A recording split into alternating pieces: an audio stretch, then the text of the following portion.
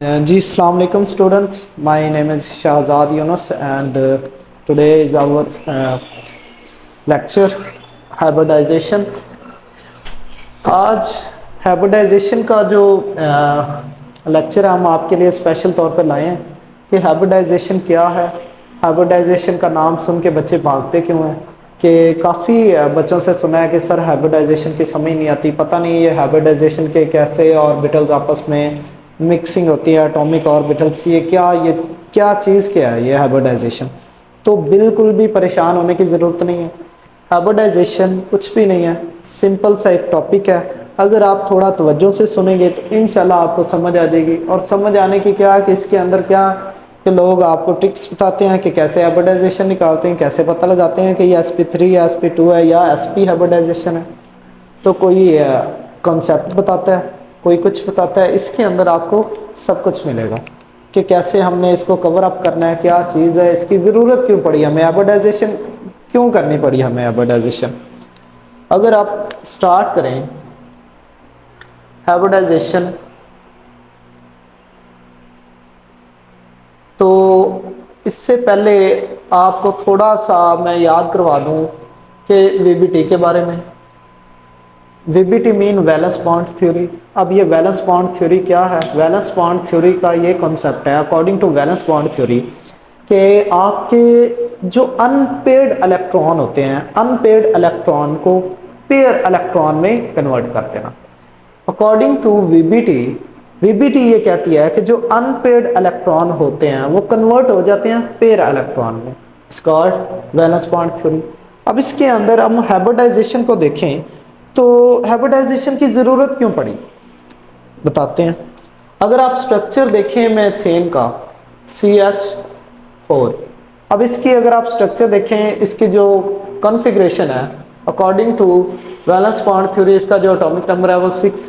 अगर इसके हम कॉन्फ़िगरेशन करेंगे तो वो आ जाएगी 1s2 2s2 2p2, ये कुछ इस तरह। तो अगर आप गौर से देखें इसके अंदर 6 इलेक्ट्रॉन है और 2s ऑर्बिटल, एक p ऑर्बिटल। अगर हम इस वाले s ऑर्बिटल को देखें तो ये तो बॉन्ड में हिस्सा ही नहीं लेता। तो जब ये बॉन्ड में हिस्सा नहीं लेता तो इसको हम काउंट ही नहीं करते। लेकिन ये वाला जो s है ये बॉन्ड में हिस्सा लेता है। ये दूसरे शेल की बात हो रही है। अगर आपको इसको शेल के तौर पे डिस्क्राइब करें तो ये कुछ इस तरह है कि पहले में 2, इट मीन इसमें s होता है और इसके अंदर s और p दोनों होते हैं। तो जो बॉन्डिंग वाला शेल होता है वो ये वाला होता है, लास्ट शेल, उसे हम आउटर मोस्ट शेल को हम बॉन्डिंग शेल कहते हैं कि उस शेल से इलेक्ट्रॉन्स बॉन्ड बनाते हैं किसी दूसरे एटम के साथ। अगर आप कार्बन का स्ट्रक्चर देखें तो इसकी हम इसी तरह कुछ बना लेते हैं कि जो p आपका ऑर्बिटल है, p, पहले p के अंदर 3 और सब ऑर्बिटल्स होते हैं। वो कौन से होते हैं? अगर आप इनको थोड़ा सा इस तरह करें कि इसके अंदर 2 इलेक्ट्रॉन आ गए, इसी तरह 2 इलेक्ट्रॉन, 1 इलेक्ट्रॉन 1 इलेक्ट्रॉन, ये कौन सा है? px py and pc, 2p 2p 2p आप क्या, इनको अगर आप देखें तो ये आपका 1s2, ये आपका 2s2। ये आपके पास है जी इलेक्ट्रॉनिक कन्फिग्रेशन ऑफ कार्बन। अगर आप देखें तो ये वाला इसका जो तीसरा 2pz है ये खाली है। कार्बन, इवन के कार्बन के 2 इलेक्ट्रॉन अनपेयर है। जब 2 इलेक्ट्रॉन अनपेयर हैं तो इट मीन्स इसको 2 ही और बॉन्ड बनाने चाहिए, तो ये तो डाइवैलेंट होना चाहिए। लेकिन ये टेट्रावैलेंट क्यों है? ये भी एक क्वेश्चन है कि जब कार्बन के इलेक्ट्रॉन ही 2 अनपेयर हैं तो ये फिर टेट्रावैलेंट कैसे बन जाता है? वो ऐसे बन जाता है कि जब हमें पता है कि आखिरी शेल में दो ऑर्बिटल है, कौन कौन से? s and p। जब s एंड p हैं तो इसका मतलब ये है कि इसके अंदर ये वाला जो एक इलेक्ट्रॉन है ये इसका जंप करके यहाँ पे आएगा और ये कुछ इस तरह बन जाएगा, ये यहाँ से खत्म हो जाएगा और ये आपकी होगी फर्स्ट एक्साइटेड स्टेट।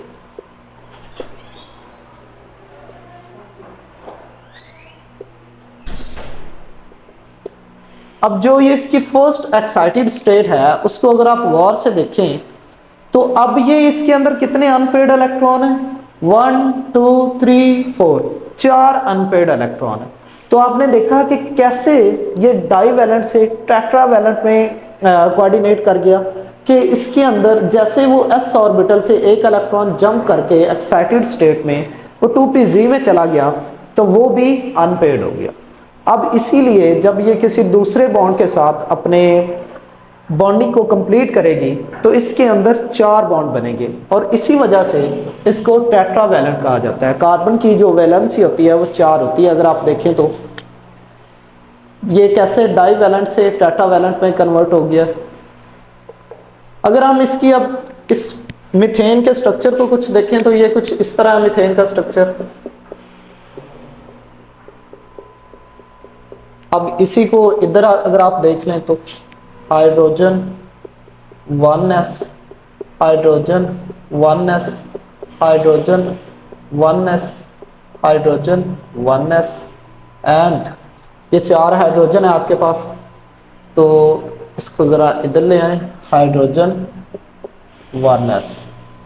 अब ये कुछ आपके पास मीथेन का स्ट्रक्चर है, किस तरह कार्बन और हाइड्रोजन के दरमियान यानी कि मीथेन ने बॉन्ड बनाया हुआ है।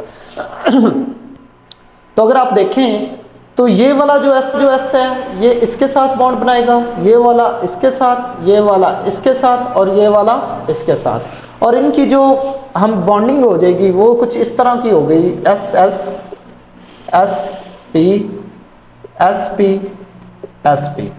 तो ये कुछ इस तरह आ जाएगा कि इसका क्या हो जाएगा कि कार्बन की तरफ से P, हाइड्रोजन की तरफ से S, S S P S P S। अच्छा, ये यहाँ पे एक और भी क्वेश्चन ये था कि जब अकॉर्डिंग टू हाइब्रिडाइजेशन कि ये क्या होता है कि जब एटॉमिक ऑर्बिटल्स आपस में मिक्स होते हैं तो एक ही तरह की एनर्जी जनरेट करते हैं, जबकि S की एनर्जी और है, P की एनर्जी और है। P की एनर्जी डिफरेंट है, S की एनर्जी डिफरेंट है। अब ये दोनों जब आपस में कंबाइन होते हैं, मर्ज होते हैं, तो क्या उनसे जो आगे जनरेट इलेक्ट्रॉन्स होते हैं, या आप यूं कह लें कि उनसे जो आगे ऑर्बिटल जनरेट होते हैं वो सेम एनर्जी के होते हैं। क्यों? अब ये क्वेश्चन यहाँ पे आ गया था कि अगर आप देखें तो S S है, S P S P S P ये तीनों सेम है, ये एक डिफरेंट है, तो फिर एनर्जी जनरेट सेम कैसे होगी, इक्विवेलेंट वो एटॉमिक ऑर्बिटल कैसे हो गए, ये क्वेश्चन। यहाँ पर अब VBT खत्म हो गई, हाइब्रिडाइजेशन ने जन्म ले लिया। अगर आप कहें कि हाइब्रिडाइजेशन पैदा हो गई, हाइब्रिडाइजेशन क्रिएट हो गई, हाइब्रिडाइजेशन का यहाँ से कॉन्सेप्ट डिराइव्ड हो गया कि ये कैसे। तो इसको किसने एक्सप्लेन किया? हाइब्रिडाइजेशन है, कि किस तरह कि ये जब डिफरेंट ऑर्बिटल्स आपस में मिलते हैं तो उनके दरमियान जो एनर्जी होती है वो क्या होती है। अगर आप देखें तो इन तीनों के ऑर्बिटल सेम है, SP SP SP, लेकिन जो SS ऑर्बिटल है वो सेम नहीं है। तो अगर हम स्ट्रक्चर इसका कुछ ड्रा करें, फर्स्ट एक्साइटेड स्टेट, इसको दोबारा अगर हम ड्रा करें तो ये कुछ इस तरह हो जाएगी। हाइब्रिडाइजेशन के थ्रू गौर से आप देखें, ये जो 2s है जब ये इसको इलेक्ट्रॉन अपना दे देगा तो क्या होगा, ये भी sp3 हो जाएगा, ये भी sp3 हो जाएगा, ये भी sp3 हो जाएगा, ये भी sp3 हो जाएगा। अब अगर आप गौर से देखें, अच्छा डिफरेंस यहाँ पर क्या हो रहा था कि जब वो हाइड्रोजन के साथ बॉन्ड बना रहा था तो एक s ऑर्बिटल और दूसरा भी s ऑर्बिटल आपस में कनेक्ट हो रहे थे, लेकिन बाकी sp sp sp3 आ रहे थे, तो जिसकी वजह से उनकी एनर्जी डिफरेंट आ रही थी। लेकिन जो उनसे इलेक्ट्रॉन यानी कि एटॉमिक ऑर्बिटल जनरेट हो रहे थे वो सेम एनर्जी के थे। क्यों? तो वो इस वजह से कि जब s इलेक्ट्रॉन p के साथ ओवरलैप करता है या कंबाइन होता है तो जो एनर्जी बनाता है वो कुछ इस तरह की एनर्जी बनाता है कि तीनों के अंदर sp3 sp3 sp3। तो इसी वजह से इन सारों की एनर्जी क्या होगी? सेम एनर्जी होगी। तो ये है जी आपका हाइब्रिडाइजेशन कॉन्सेप्ट। यहाँ से हमें पता चला, इसी वजह से वो हमारा जो एक क्वेश्चन था कि जब एटॉमिक ऑर्बिटल्स आपस में मिलते हैं लेकिन एनर्जी डिफरेंट बननी चाहिए, लेकिन ऐसा नहीं होता, एनर्जी सेम होती है, तो क्यों होती है? इसी वजह से एनर्जी सेम होती है कि S जब P से ओवरलैप होता है तो वो एक ही तरह के एटॉमिक ऑर्बिटल्स क्रिएट करता है। अगर अब आप देखें तो जो मीथेन का स्ट्रक्चर है वो कुछ इस तरह है। अगर हम इनकी शेप ड्राइव करें, एस का क्या मतलब है, एस आपके पास एक ऑर्बिटल है और एस की जो शेप होती है वो होती है spherical according to your book. अब हम अगर आपकी बुक की तरफ आएँ तो एस की जो शेप होती है वो स्फेरिकल होती है।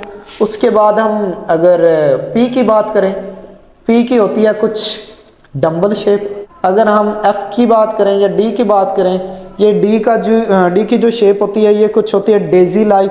और एफ की बात करें तो ये होती है टेट्रा। ये इनकी शेप्स होती हैं और इनको अगर मैं डायग्राम के थ्रू ड्रा करूं तो वो किस तरह होंगी, ये किस तरह ओवरलैप होंगे आपस में, वो हम बात कर लेते हैं। अब आपके पास है ये एस।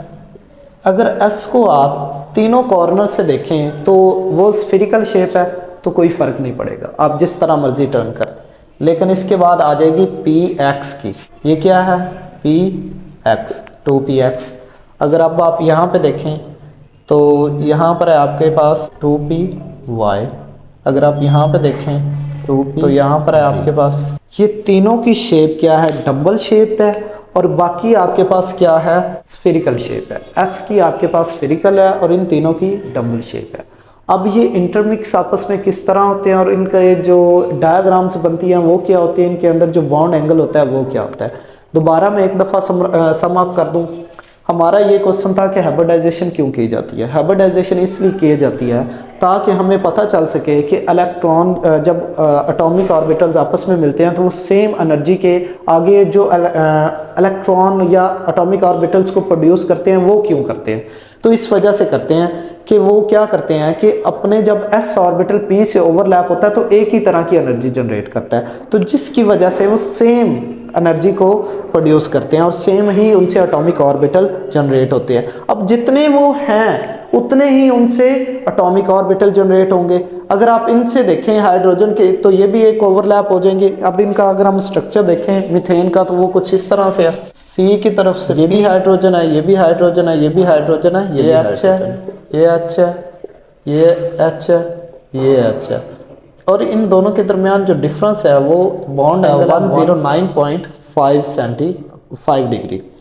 अगर आप गौर से देखें तो ये कार्बन का P है और हाइड्रोजन का S। ओके, अब इसके बाद हम एक और इसकी जो ज्योमेट्री होगी, ज्योमेट्री वो होगी टेट्राहेड्रल। ज्योमेट्री इसकी क्या होगी, टेट्राहेड्रल, क्योंकि टेट्रावैलेंट है तो टेट्राहेड्रल इसकी ज्योमेट्री होगी।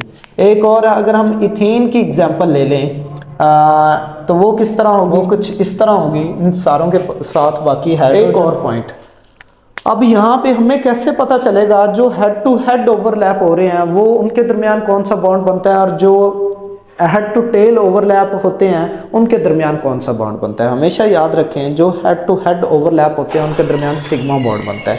कौन सा बॉन्ड बनता है, सिग्मा बॉन्ड बनता है। यहाँ पे भी सिग्मा है, यहाँ पे भी सिग्मा बॉन्ड है, ये भी sigma bond, sigma bond, sigma bond, तो इन सारों के दरमियान सिग्मा बॉन्ड बनता है।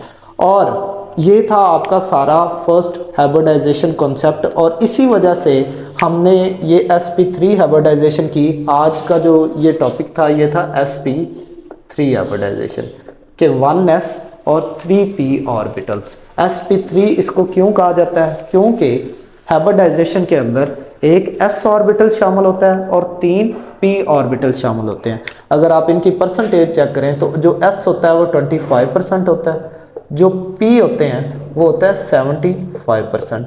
क्योंकि ये 3 होते हैं तो 75%, ये 1 होता है तो ये 25% होता है, इसीलिए इसको sp3 ऑर्बिटल्स कहा जाता है। लेकिन यहाँ पे मैं आपको एक और थोड़ा सा कॉन्सेप्ट ये दे दूँ कि हमें कैसे पता चलेगा कि हम देखें, अगर सपोज करें कि हमने हाइब्रिडाइजेशन नहीं की लेकिन फिर भी हमें पता हो कि अगर एक कंपाउंड आ जाता है तो उसकी क्या हाइब्रिडाइजेशन होगी।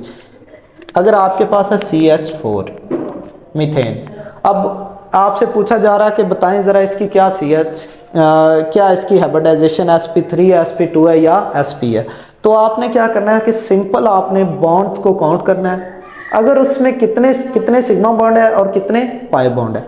अगर CH4 के दरमियान देखें तो सारे के सारे सिग्मा बॉन्ड है, 4 सिग्मा बॉन्ड है। जब 4 सिग्मा बॉन्ड है तो इट मीन्स एक S है, 3 P है। sp3 अगर आप इथीन का स्ट्रक्चर देख लें कि जिसके अंदर 2 सिग्मा बॉन्ड हो, 2 पाई बॉन्ड हो, तो वो फिर क्या हो जाएगा, sp। इट मीन्स अगर आप इसको थोड़ा सा और देखें कि एक उसके अंदर सिग्मा बॉन्ड बन रहा है और दूसरा पाई बॉन्ड बन रहा है, तो वो इसी तरह sp2 बन जाएगा। ये कुछ इसी तरह का कॉन्सेप्ट होगा कि आपको क्या पता चलेगा कि जितने सिग्मा बॉन्ड हैं, अगर 4 सिग्मा बॉन्ड हैं it means sp3, 3 sigma bond है it means sp2, 2 sigma bond है इट मीन्स sp और हाइब्रिडाइजेशन बनेगी। ये हमेशा याद रखें, 4 sigma bond sp3 hybridization, 3 sigma bond sp2 hybridization, 2 sigma bond sp hybridization. ये आपका कॉन्सेप्ट था। इसके बाकी जो sp2 हाइब्रिडाइजेशन है वो हम इंशाल्लाह नेक्स्ट लेक्चर में डिस्कस करेंगे। अगर आपका कोई क्वेश्चन हो तो आप हमसे पूछ सकते हैं।